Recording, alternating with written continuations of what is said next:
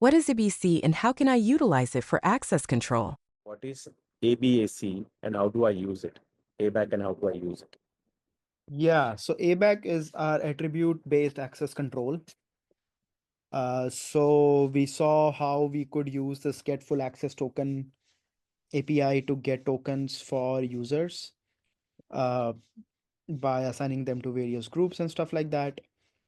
But then we also created this new system using JWT tokens called ABAC, where we could use more fine-grained controls. So we saw, so this custom access token accepts all those which we just saw, but it also accepts a few additional things. So for example, it accepts filter rules. So in filter rules, you could apply filters. So you could say for column name revenue operator, sorry, not revenue, let's say state, right? And I can say equal to, and I can say a value of, let's say, Arizona, right? So now when I create a token with this payload, whenever I whenever I use the bearer token created from this API, this filter will always apply in the background. So any column named state will be filtered to just Arizona.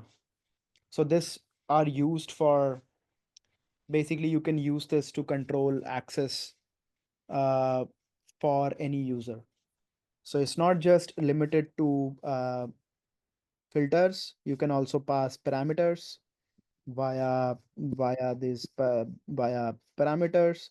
Can also have objects, so you can also restrict access to objects in the system. So this is really more advanced usage of the access token API to encode more and more rules into the access of this user.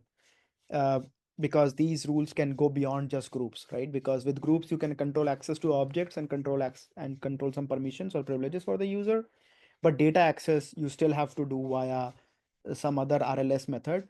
But by having these sort of filtering, even the data you can restrict uh, for these users.